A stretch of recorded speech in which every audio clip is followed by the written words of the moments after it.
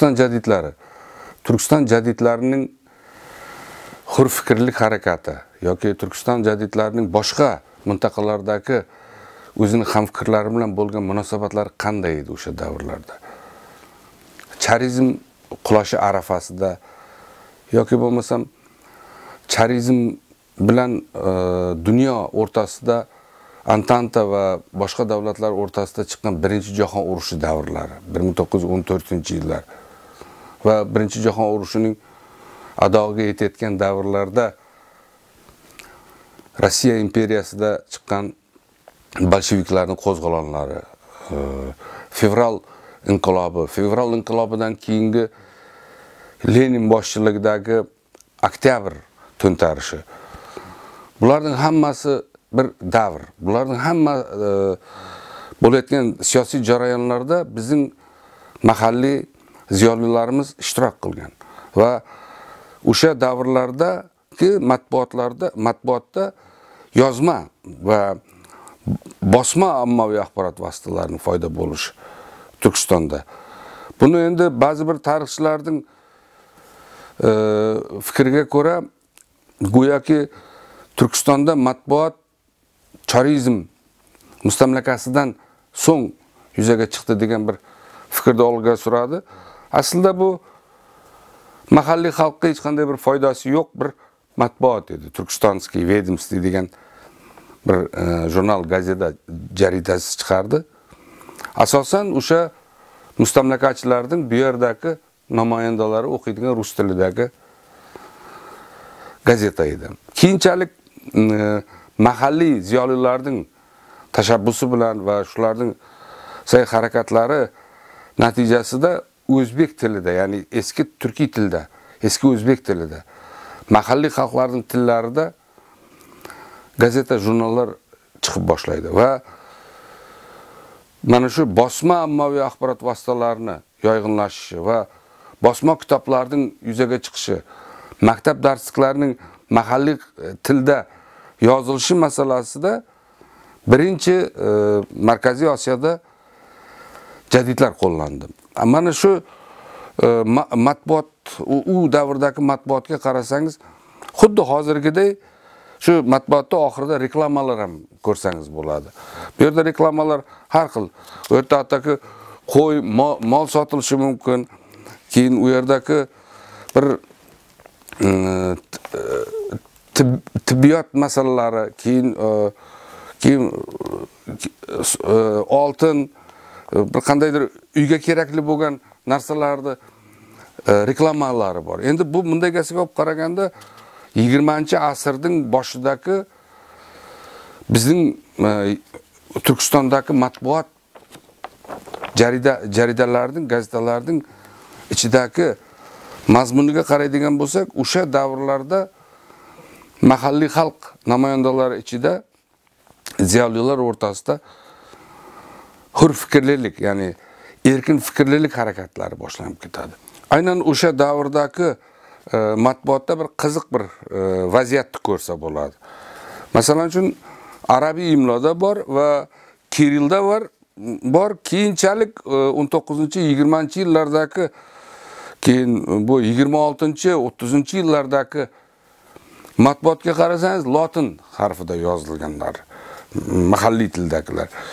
Rus tilidagilar kirilda, keyin arabiy imloda 3 ta imlo birdaniga qo'llangan joylari ham mavjud.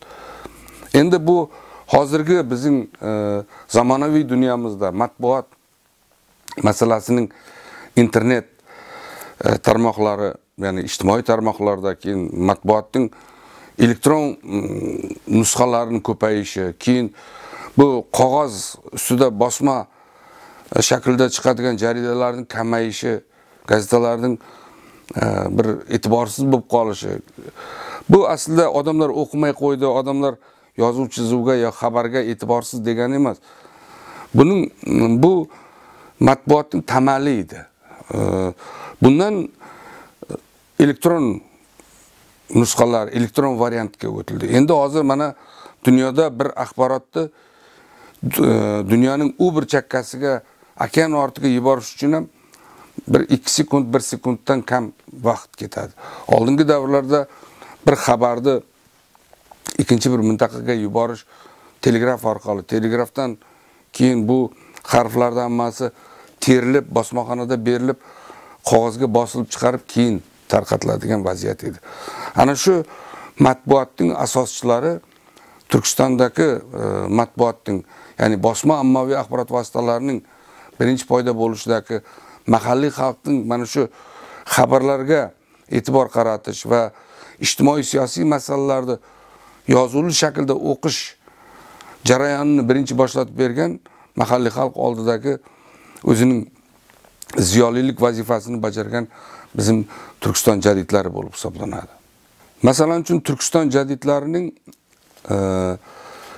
Janubiy Kavkaz jadidlari bilan hozirgi Iron, keyin Ozarbayjon va Gurjiston, buyog'i Turkiyaning Qars, Ig'dir, Sirt, Bitlis, Shirnaq degan tomonlari, Sharqiy Anatoliya tarafida, Anadolu degan joyda o'sha yerdagi ziyolilar bilan, keyin Qrimdagi ziyolilar bilan, Volga, Ural bo'yidagi ziyolilar bilan bo'lgan munosabatlarda aynan mana shu matbuot masalasidan boshlanish o'rtaga chiqadi.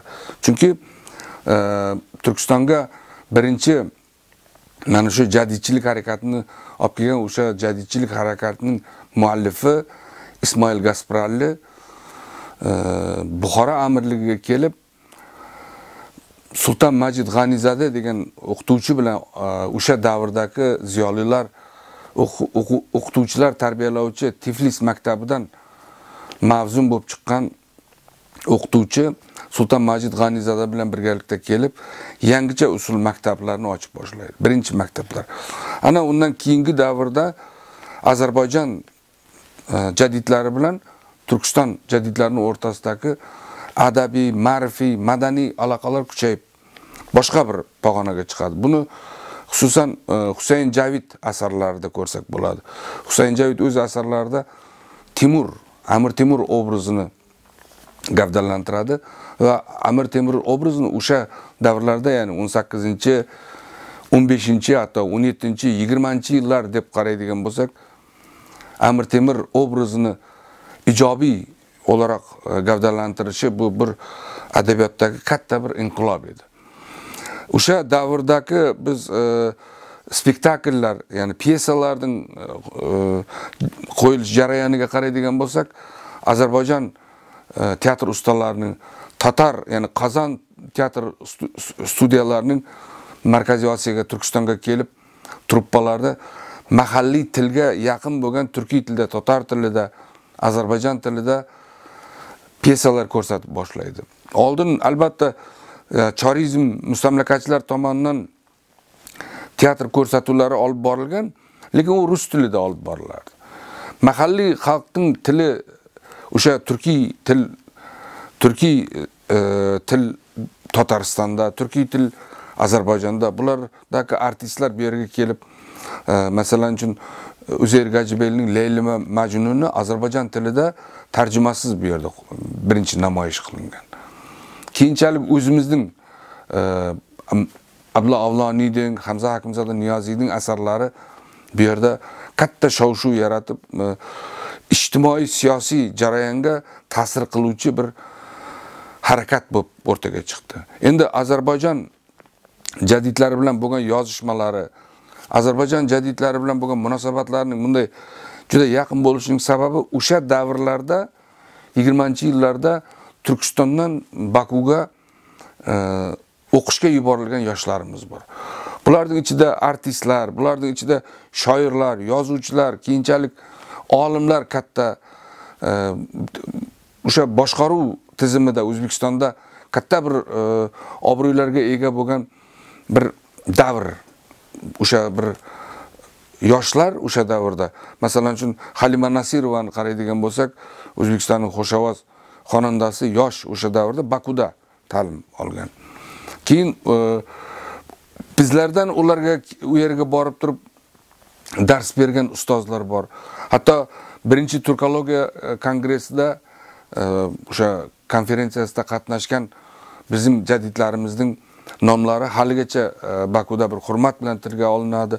Hattoki o'sha davrlardagi olingan 20-23-yillardagi olingan bizning jadidlarimizning video filmlari ham o'sha kinoxronikada arxivlarda, Ozarbayjon arxivlarida saqlanib qolgan. Albatta, O'zbekiston Milliy arxivi bilan Ozarbayjon, Tatariston, Qozog'iston, Qirg'iziston va qo'shni davlatlardagi arxivlar bilan munosabatlarni yaxshilash kerak, chunki hozir mana davlatimizning qonunlariga ko'ra va chiqqan yangi qarorlarga ko'ra arxivlar to'liq bilan ijtimoiyatga berilishi shart, tushuntirilishi kerak. Bu yerda boshqa til, boshqa harf, boshqa bir qandaydir tahlil talab qilmaydi bu yerda. Hammasi o'zi yozilgan. Lekin shuni xalqqa buzmasdan, buni bir qandaydir eski sovetcha usul bilan sayqallanmasdan, o'sha davrdagi vaziyatni shundayligicha berib, xalqning o'sha davrga bo'lgan ko'z qarashini va o'sha davrdagi tarixiy jarayonlarni tahlil qilib, hozirgi kundagi bo'layotgan tarixiy jarayonlarga va siyosiy jarayonlarga baho berishi mumkin. Bu maktab o'quvchilari uchun, universitet studentlari uchun juda ham bir muhim masala bo'lib hisoblanadi.